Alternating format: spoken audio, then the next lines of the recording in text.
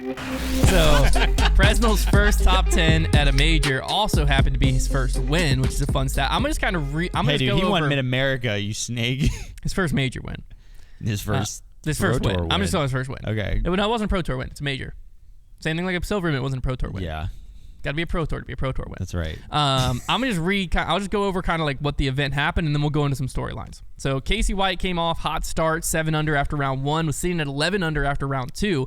Interesting thing that happened here that I don't know if it's ever happened on any other course or ever will is that the lead stayed at 11 under after round 3. It didn't move. Casey just struggled on the back nine and fell, and Andrew Presnell was able to take the outright lead. Lead card was full of no major champions with Andrew Presnell, Ezra Robinson, Joseph Anderson, and Niklas Antila. And chase card looked like what you almost would expect the lead card to be with Casey White, Calvin Heimberg, Chris Dickerson, and Ricky Wysocki. So you knew it was going to be an interesting day. Ricky came out firing, absolutely on fire, but then fell off. And Presnell really only got shaken bad once, which was hole 5 when he threw his putter over the basket on a birdie look into the creek OB, leading into a bogey, which also led to the loss of his only putting putter, which is an interesting situation that we'll talk about in a little bit. Dude, I respect it. And then down the stretch, he just did what he had to do, most notably birdieing the stretch of 15 to 17, gave himself a 4-stroke lead going into 18, and walked home. So let's talk some Presnell first off. Okay. Not shocking, to be honest, that he won this event. Like that he won a major. Okay, Big Hunt. This event lines up. It makes sense. He's always been one of the greatest fairway hitters of all time. He's always been like that's his game. It's not shocking that he won though. He has no top like 20s this year. I don't think. I think he has like no. He has. I don't think. I'm he has saying top 15s. if he was going to win an event this year, this is the one. Yeah, okay, that's fair. That's what I'm saying. I'll take like, that. I'll like take that. When I saw his name pop up, it didn't make me go. Oh, I still like. Okay, when Casey White held way. the lead for 2 rounds, I was surprised. But let me ask you this: if you were making a list of most likely people to win this event, how far down would he be on the list? Oh, he probably been like 10th or 11th, maybe even farther. But I think he had to be further than 10th or 11th. Okay, well let's just go. Most likely to win, I would have put Ricky up top. You would have put Ricky, Calvin, Gannon, Isaac. I wouldn't put Gannon. And you or better AB. not cap because Presnell, I wouldn't put Gannon or AB above him. You're psycho. There's no way. I would have bet $100,000 before his name was all in our mouths. Now nobody was thinking about. I think Presnell. I said it on the preview show. I don't think to win. If you did, pull that clip up. I'll give you credit. I don't think to win, but I think I said I'll give you credit. I think I said he was a guy to look out for because it makes sense. He's always been a fairway guy. I think it was when you said, why isn't Gannon?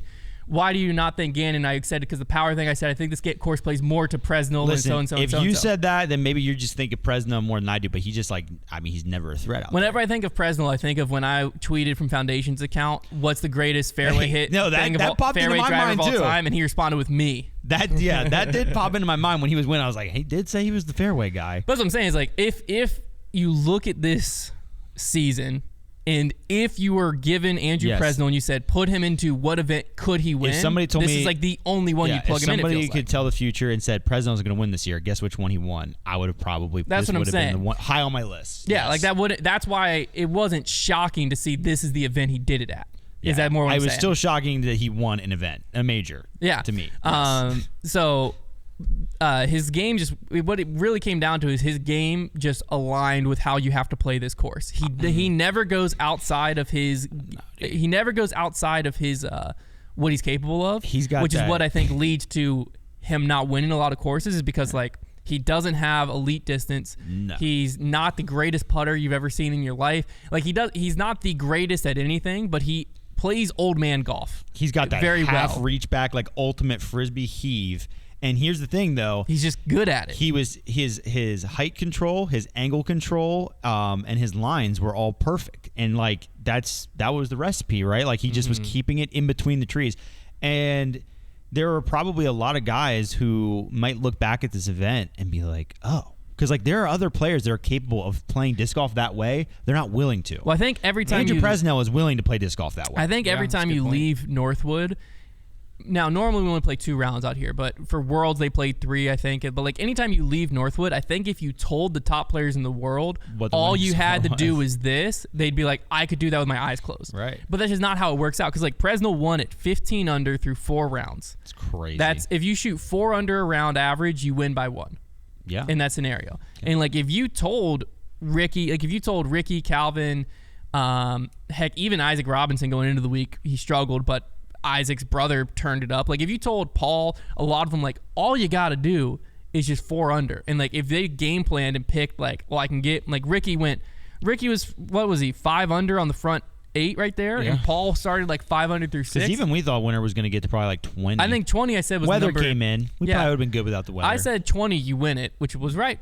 Yeah. Not a wrong take. True. 20 you would have won it. True. But if you told these guys like you just got to go out and just shoot 4 under a round, like I think they could game plan a way to do that. But that's just not what it feels like. Because what's interesting about disc golf for top pros is there's not really a hole on tour that any top pro steps on the tee pad and can't birdie.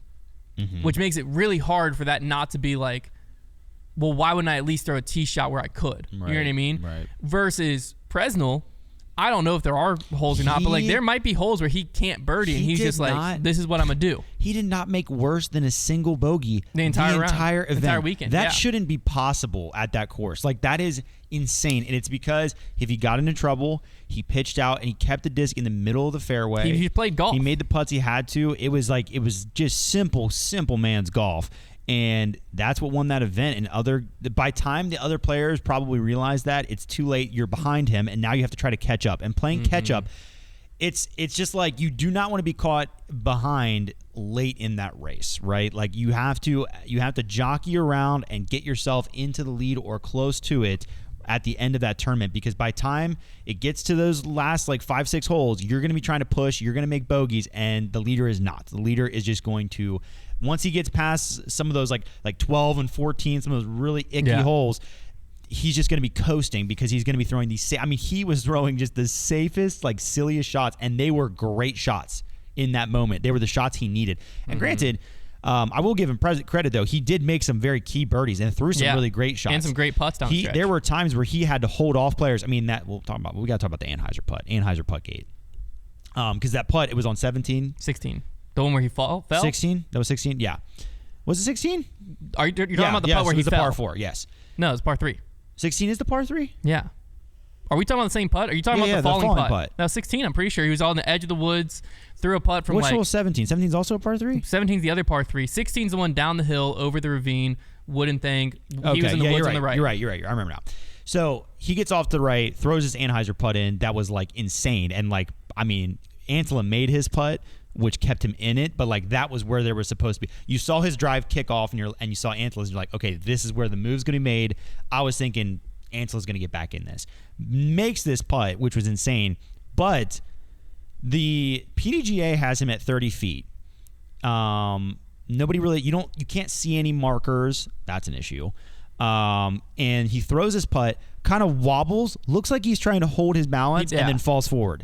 And the commentators did a good job like trying to get to the bottom of it. And now, first thing I want to say is the PDGA saying it's 30 feet means nothing. No. That was just a scorekeeper. Because there was no clear marker out there. So that's just a scorekeeper. That we cannot hold that as like the truth.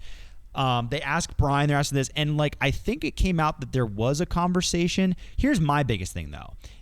If you know before the putt that you are outside the circle, why do you try that hard to keep your balance? It's not that, and I'm not even accusing him of anything, because like he may have just like not even been trying to throw a falling putt, and it just so happens that he kind of fell forward. But it just looked like a guy who was putting from inside the circle, tried to hold his balance, and then didn't. No, that's exactly what it looked like. End of the day, no one called it. Nobody called it. So I'm not going to say Presnell cheated or anything. I'm not saying that. Because end of the day, no one called it, and if no one calls it, it's not a foot fault. That's how the game works. But it was very interesting optic wise, because you couldn't tell from. If you just showed me the putt before he threw it, I probably would have guessed outside the circle. But then they showed the drone putt, the drone replay, and he looked pretty close. But what I'm saying is, I need some analytics. What convinces me that it wasn't was like how hard he tried to keep balance. Like you don't do that if you know you're outside the circle. Like I've just never tried to keep my balance outside the circle for no reason. Yeah, I don't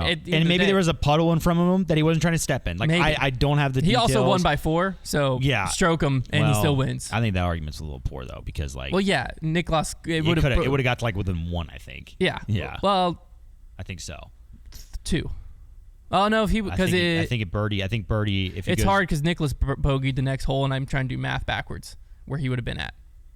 You got this. So you take 2 off, he puts him at 13, Yeah, it would have been one. Yeah. One stroke with 2 to And play. that's a little scary. Because that's the thing is Presnell never had to quite get, like late in that round, it never got, ooh, this is real close. One little slip up and your lead's gone. He always had that little cushion. Yeah. But like I said, But the carb was there. Nobody said anything. He went bogey on 12, birdie on 13, bogey on 14, birdie, 15, 16, 17, and then 18. It was done. He was up by 4. Literally on 18, I don't think you could lose 4 strokes. I might have to start playing Presnell golf. That little like that half reach back and just like kind of a little bit air bounce. Is Presnell golf the new Sexton golf? No.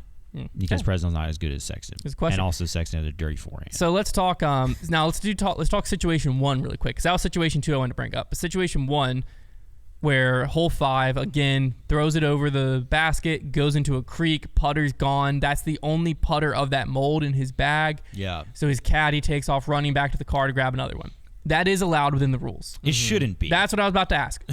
Why is that allowed within the rules, and should it be? You should not be allowed. If you lose a disc, and I believe that in golf the rule is if you lose a club, break a club, that's that. Like that's. Well, also if you run out of balls, that's that. And if you run out of balls, that is also that. So definitely the club 1 stands. And I think that should just be part of the game. I think that that's part of your strategy. Now, I will say this: I don't care as much about the rule because there's no limit on how many discs you can have.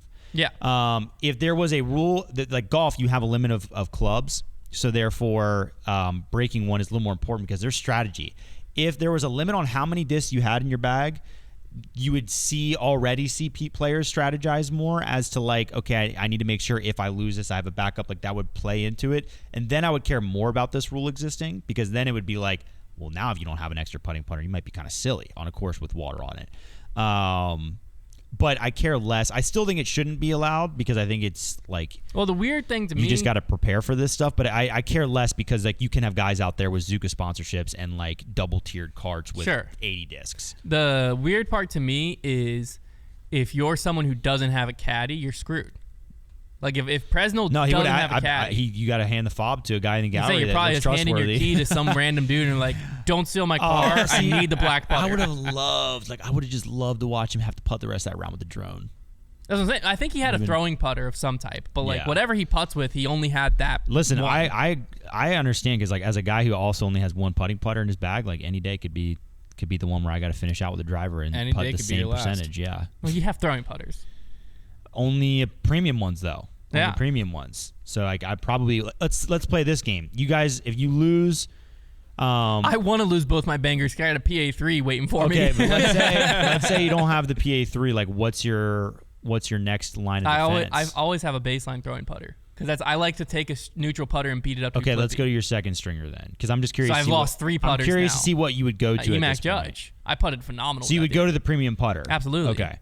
I think as a spin putter, I have 3 Wizards that are all the same plastic in my bag because 2 are putting and 1 is for like up shots and throws. Yeah, I'd have to lose a lot. I'd have to have a really weird putting day. I'm trying to think like what disc I would turn to. Well, but then after that, after you lose your candy, what are your other putters? Well, I have the P3X right now in the Shaman, but they're premium, and premium for me is a no-go. So like I might go to the classic hard slammer. Yeah, that's fair. Like that might be where I'd go next. Yeah, if I had a rock in my bag, like if I had a KC rock, I'd probably go to that over the slammer. Yeah. That just seems like a poor choice. Well, it doesn't really change my putting. It feels more comfortable in my hand. The Shaman does not feel good for putting. No, it's not good. I never understood people who putt. I haven't messed with the Shaman too much, but I feel like it's a similar shape to the PA4. I never understood people that putt with a PA4. Yeah, the Shaman is like less comfortable than a PA4. No, I put it with a Magic, and a Magic is very similar to both. Yeah, I didn't understand that either. I liked either. it. Yeah, I liked it. Didn't like just felt comfy in my hand. That's what it's all about for me because I'm not good at putting, so I can't get to the point of like how does this thing fly. It's all about does it feel good in my hand. That's all I care about. That's why I'm decent with putting with drivers. So Presnell takes us down. Let's actually look at Presnell's season so far. I looked at it yesterday. It started out pretty well. He went 17th at Chess. And then it got worse, and then he decided to win. 17th at Chess, 23rd at Waco, 24th at Open at Austin, 46th at Texas State's, 51st at Jonesboro, 17th at Music City, 1st at Champions I feel like it's been a good Presnell season. Like I said, it's funny that he started hot, had like a couple bad events, and then had a decent one and then won. So what does this major do for his career? So my opinion is it's very similar to Barsby. Obviously, we saw the Barsby stat. He's the lowest rated player to win. There's the ratings again. Lowest rated player to win a major since Barsby, who was even lower rated. He was 1020 when he won, but there's ratings inflation. Anyways, I think that and I think he has a little bit less notoriety than Barsby's always had a little bit of like an old school rep to him. In of a guy. I think Presnell, like, guys know him, but like he's never like had a huge brand. And I think this is like one of two things, right? Like this could be a launch pad for him if he continues to play well. But I'm totally in the boat that like this could be, if this is just like he kind of goes back to normal Presnell, this will be something we talk about. Like, oh, like who won? Wait a second. Who won in 2024 Champions Cup? Was it Paul? No, it wasn't Paul. Oh, I think it was Calvin. No.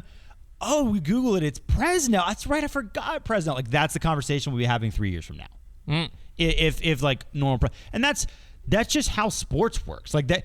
If you tell people to name the Masters winners, when they get Rory McIlroy can do a dirty job. Well, I'm just saying though, when you get to he went back to the 80s. When you get to these certain winners, the Trevor Immelmans and such, like the guys that aren't the big ones, there are guys that was their peak of their career, and that's it, and that's awesome for them. But like that can just be what it is. Like we are in a sport now where there can be pop-up winners that's what happens for them, but I think this is more about Presnell than it is about the fan perception. For him, what is that going to do for him, like confidence wise? If this could create a launch pad for him and how he feels about his game and how he feels like now I can win, I think that's way more important to like what it's going to do for his career outside of that. Because like I said, there's gonna be it's a pop, it's going to fizzle, and then we're not going to talk about it unless he continues playing well. Well, I'll tell you, this I think is going to be big for his career because it should get his Tour Series drone back.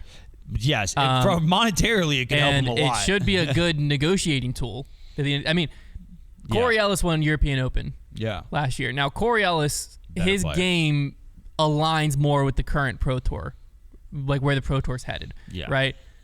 But at the end of the day, like Corey Ellis that might have been the first time I mentioned him this year. I don't really know if I've talked about him much. Like if you don't continue to win and continue that dominance that you showed this week, then it's a flash in the pan. It is what it is. Yeah. But it does, like, now Corey Ellis' name will forever be a major champion. Yeah. Same thing with Greg Barsby. Like, it gets you certain things in disc golf on the contract side, and that like it just comes with it. Whether you move plastic or not, like you make more money if you're a major champion behind the scenes. Will that be true 10 years from now? I don't know. But where disc golf is right now, like if you hold a major title, you make more money because you're a major champion. Think about like if you're discraft, and I'm not trying to dog on Presnell, but like think about like being a discraft, you have this stacked team you got to pay, and it's like a guy who you was like safely on the lower team, like wins a major, and you're like, dang. Like, I got to add another person to the elite team. I don't really have a choice. Hands are tied. And, like, there's nobody I want to take off. It's one thing if you got somebody you're ready to sub out. Well, it's also a little tough. Oh, man. It's also a little tough because, like, the commemorative disc for Champions Cup is probably going to be a drone. I want one. The drone doesn't have that. And they just came out with the drone killer. The Swarm. That is true. Or whatever it's called. That's tough. Like maybe Presnell, if you listen to this podcast, I don't know if you do, this is your chance to rebrand. Put your name on the Swarm. Try and you will sell so many more. Because there's a hype around it right now. They've got Paige Pierce stamped on 10,000 of those things already, man. There's no way.